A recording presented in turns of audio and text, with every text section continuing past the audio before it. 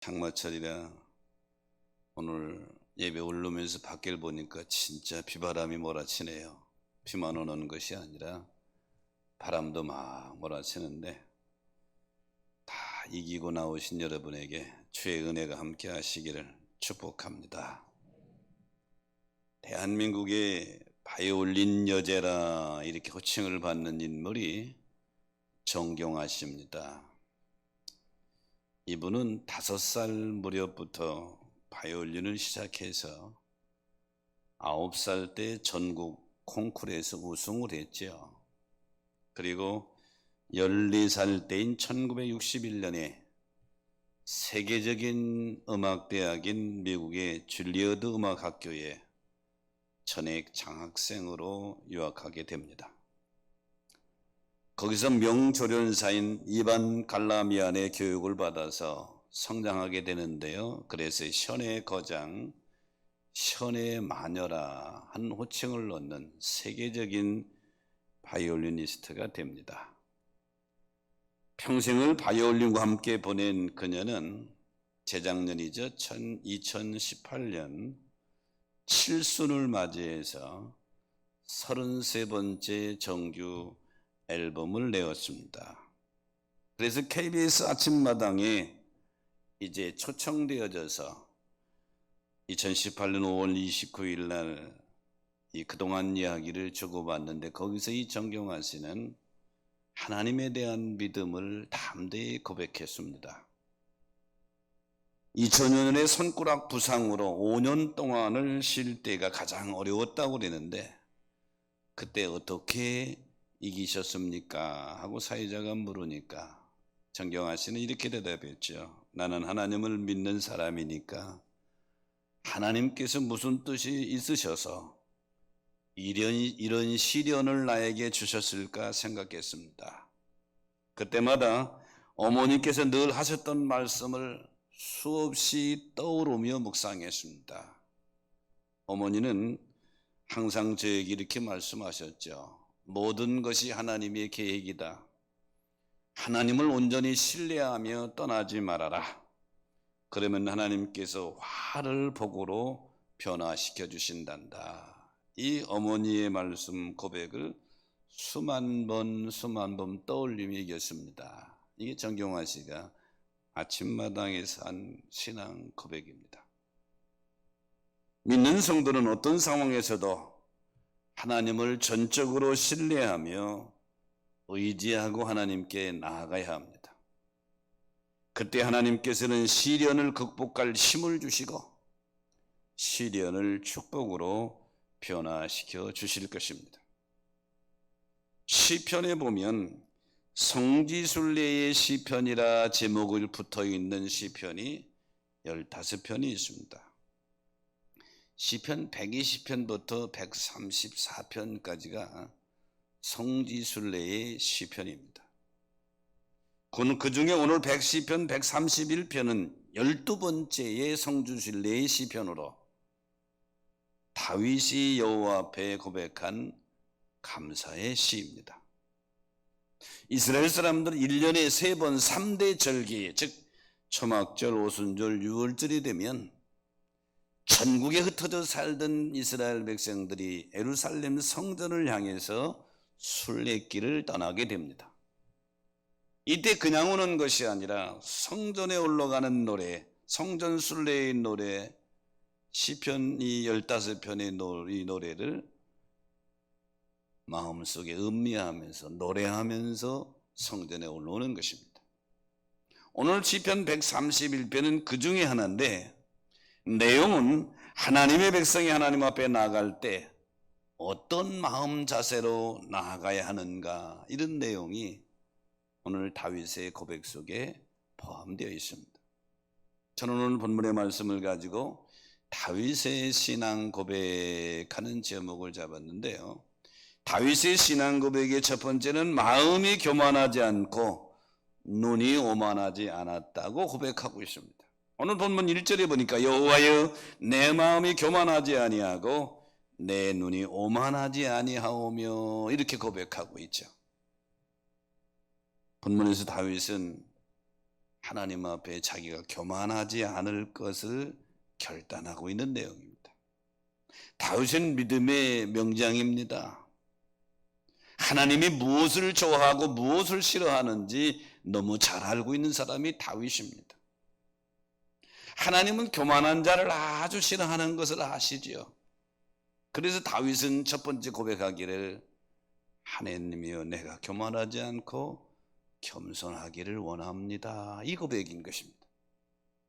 예수님께서도 마태복음 23장 12절에 보면 누구든지 자기를 높이는 자는 낮아지고 자기를 낮추는 자는 높아지리라 그랬죠.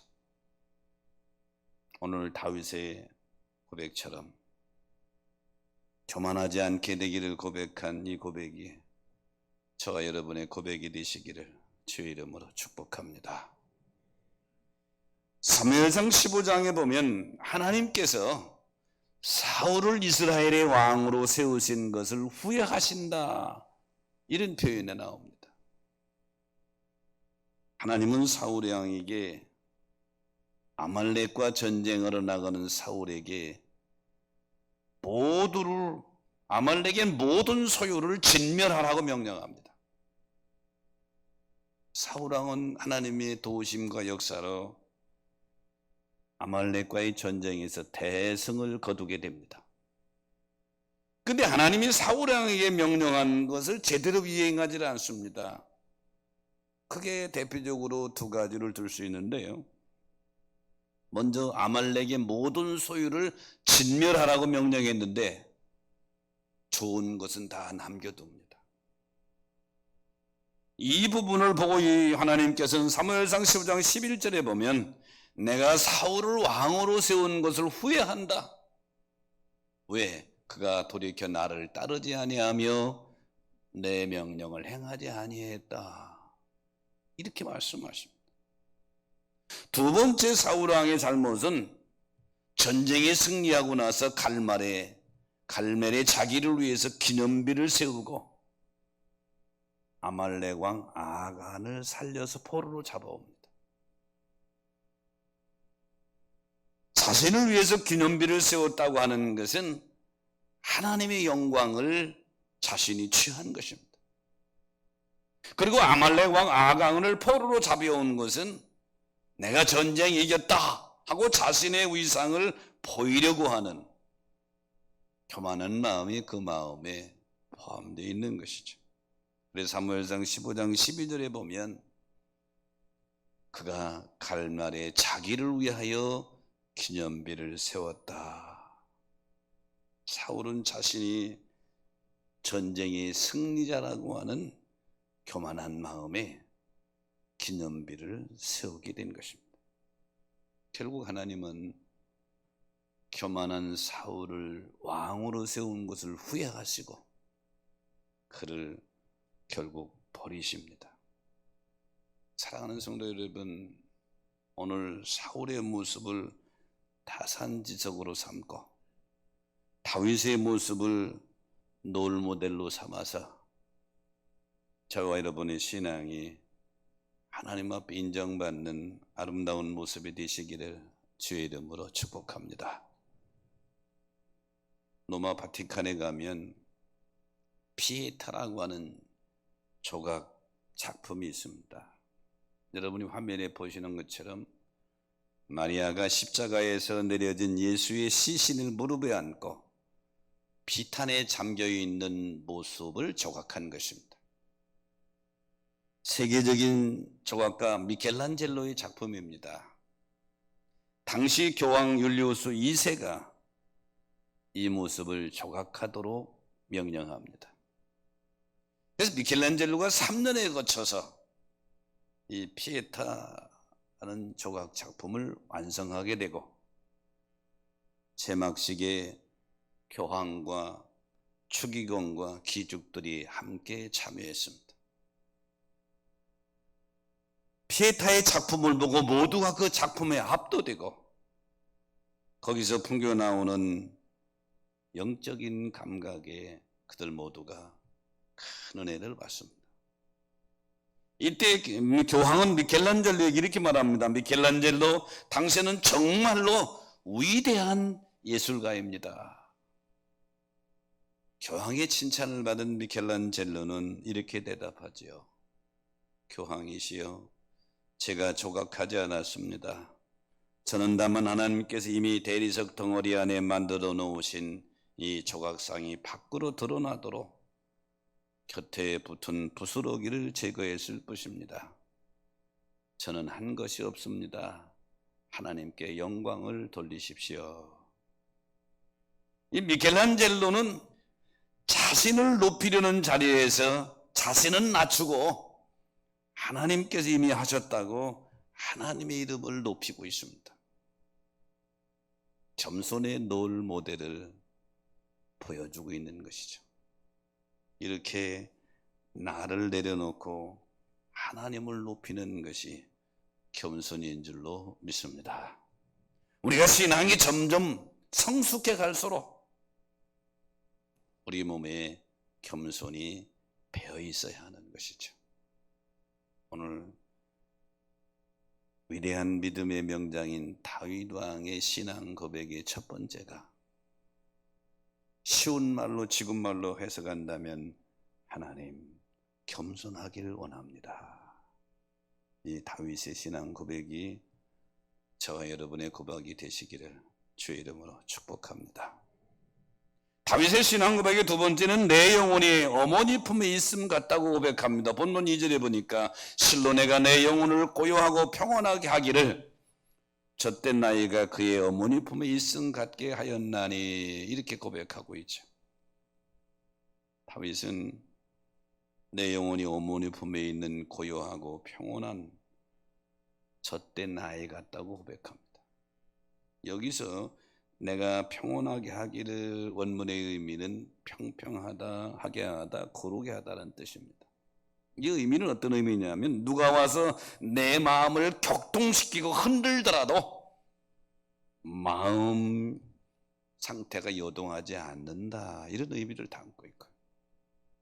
고요하게 하고라는 원문의 의미는 멈추다, 그만두다라는 뜻인데요.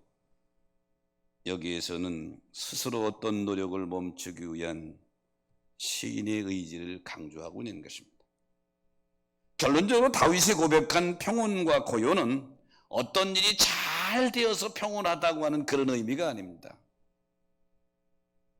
상황은 힘들고 어렵지만 상황을 초월하여 하나님을 의지하고 하나님 품에 있음으로 하나님 주시는 평온과 고요를 의미하고 있는 것입니다.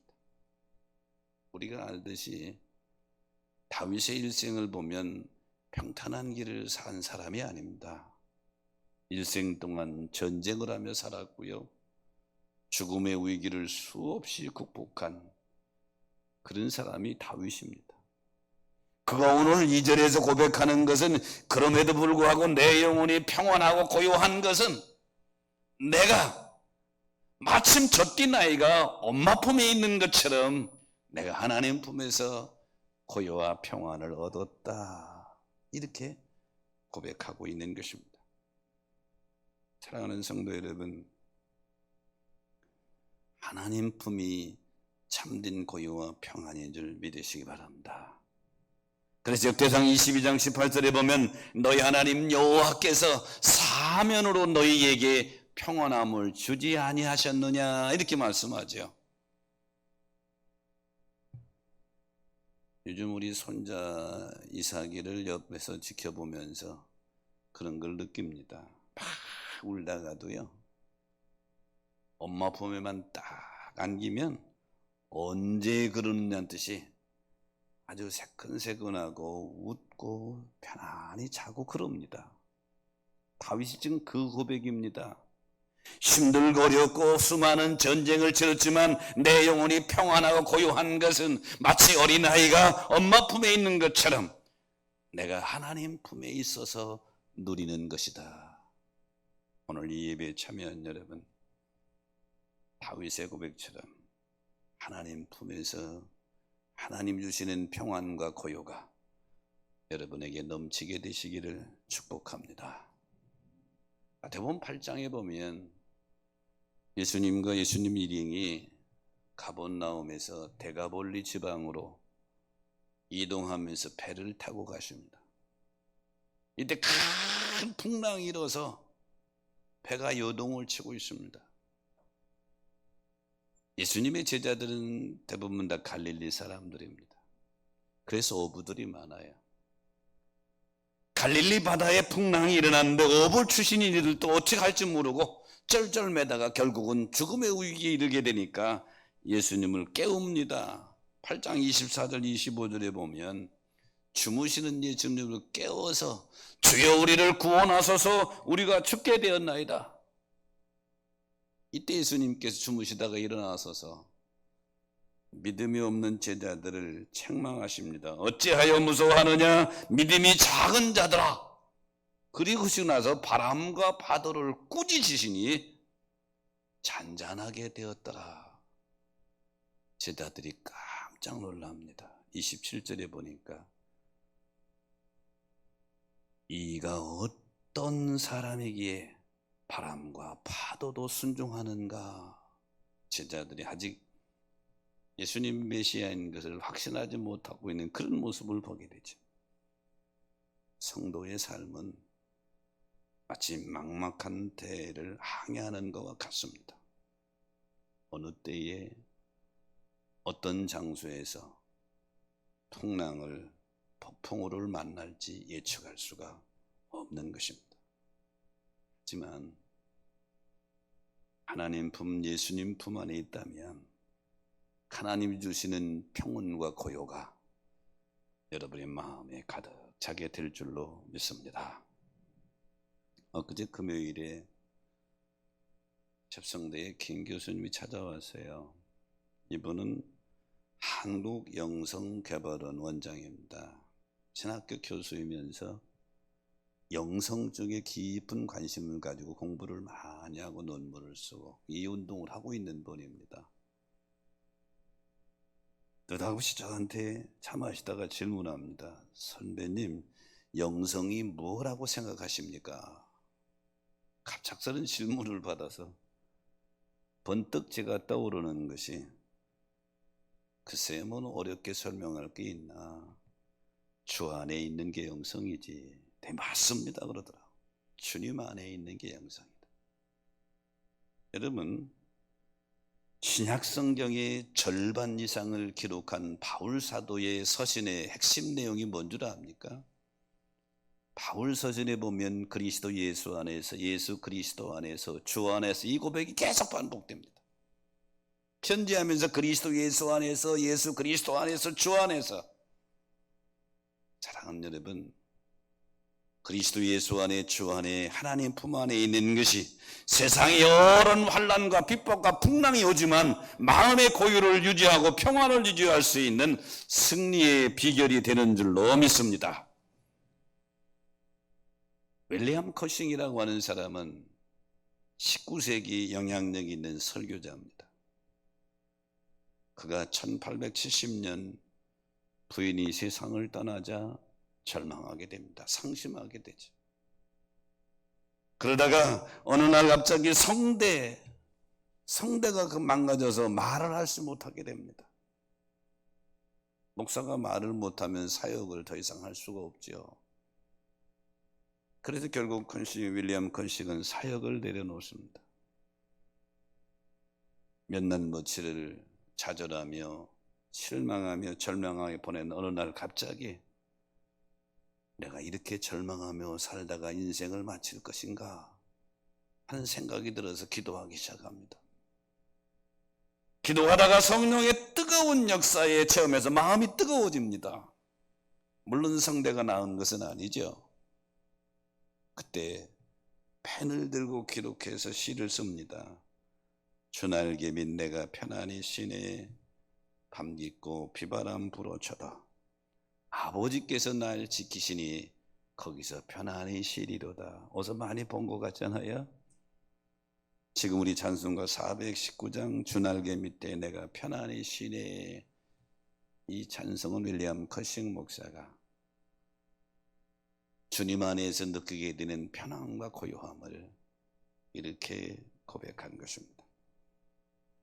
윌리엄 커싱이 고백했던 것처럼 세상 환경이 어떻든지 간에 주님 품 안에서 주님이 주시는 평안과 고요함과 기쁨을 누리는 여러분 되시기를 축복합니다.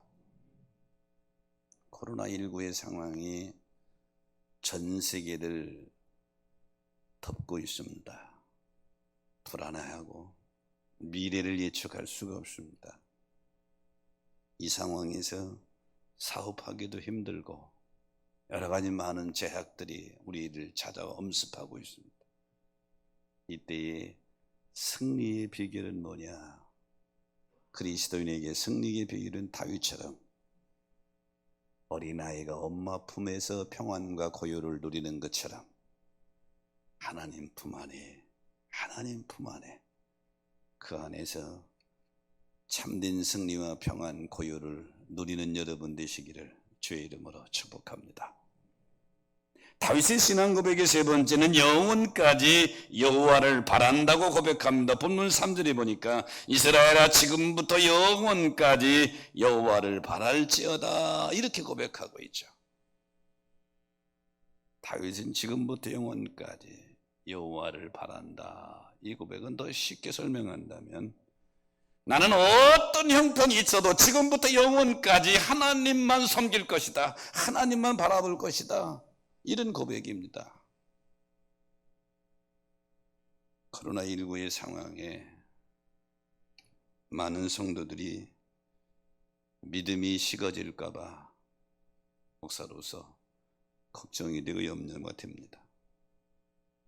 그 현상은 지금도 서서히 나타나고 있습니다.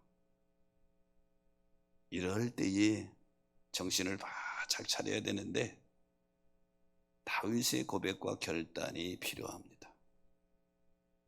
코로나19의 상황이 우리를 엄습하고 있지만 나는 지금부터 영원까지 하나님만 섬기겠다. 하나님만 바라보겠다. 믿음 안에 있겠다. 이 고백의 주인공들이 되시기를 주의 이름으로 축복합니다. 여호수아서 23장과 24장은 여호수아가 110살 먹었을 때에 자기의 죽음을 직감하고 백성의 지도자들을 세겜에 모아놓고 마지막 유언적인 설교하는 내용이 여호수아 23장, 24장의 내용입니다. 출애굽 당시 여호수아는 성인으로서 모세를 도와서 출애굽의 과정을 지켜봤고 모세 뒤에 이어서 바톤을 받아서 가나안 정복 전쟁에 진두지휘했던 사람이 여호수아입니다. 근데 마지막 죽음을 앞에 두고 백성들의 모습 보니까 너무 걱정스러워요. 이 백성들이 가나안 문화에 쉽게 빠져들어갈 것 같아요. 가나안은 원주민들은 풍요의 신과 곡식의 신인 바알과 아세라 노스를 섬기고 있습니다. 시브리인들은 가나안에 들어오기 전까지 주로 직업이 목축업이었습니다. 근데 가나안 땅에 정착하면서 가나안 원주민들처럼 이제 농업에 같이 동참하게 됩니다. 그러니까 농업의 농사의 신, 풍요의 신, 곡식의 신인 바알과 아스라 노스 신이 멋있어 보인단 말이에요. 복을 줄 것 같고. 믿음이 약한 이들이 자기가 세상을 떠난 이후에 하나님을 버릴 것 같아요.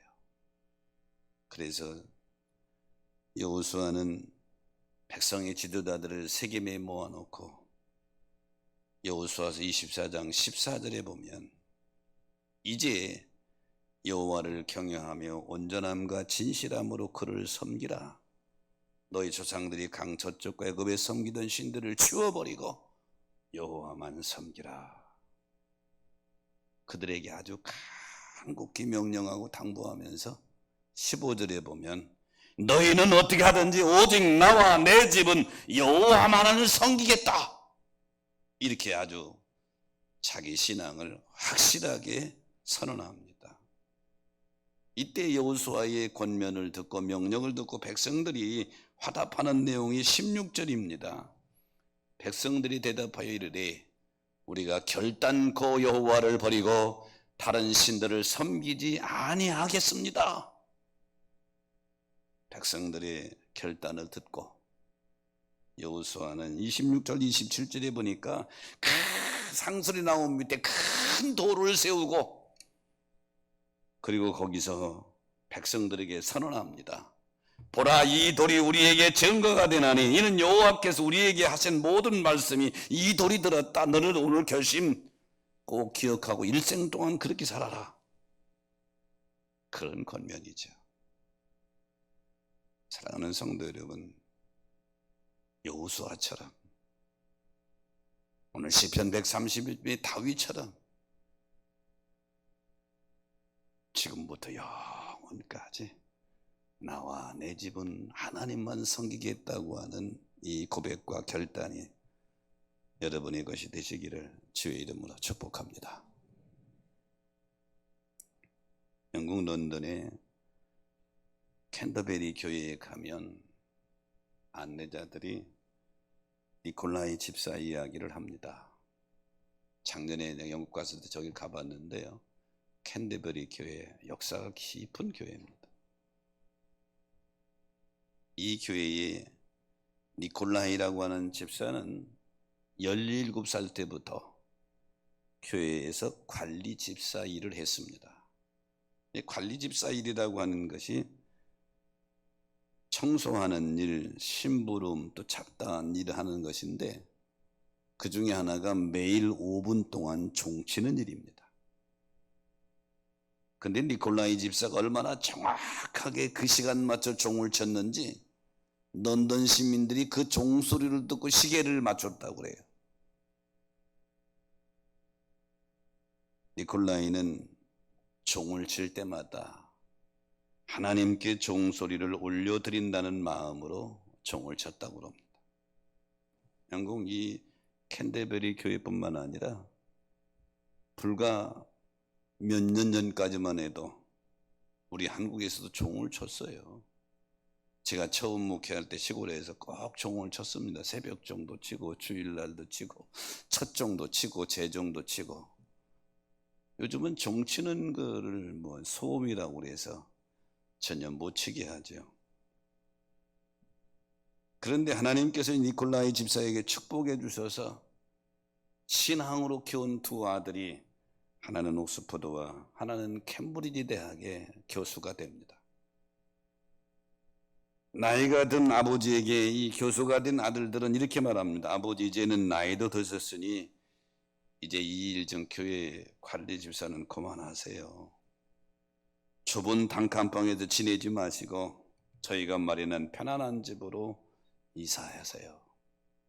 이때 니콜라이 집사는 그럴 때마다 아니요, 나는 내 일은 아직 끝나지 않았어.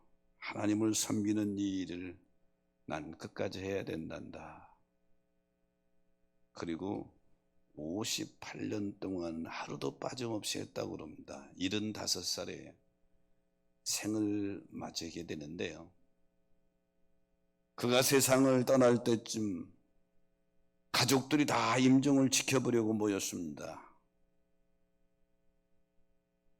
그런데 죽음으로 가던 니콜라이 집사가 종을 칠 시간이 되자 벌떡 일어났더니 종쳐야 된다고 교회를 달려가는 것입니다. 죽어가는 사람이에요. 그리고 가서 자기가 했던 대로 열심히 종을 2분 동안을 치고 세상에서 가장 행복한 모습으로 숨을 거두었습니다. 이 소식을 엘리자베스 여왕이 니콜라이 집사의 생애와 그 마지막 죽은 모습을 보고 받고서 너무 감동받아서 니콜라이 집사를 황실 묘지에 안장하라 하고 명령합니다.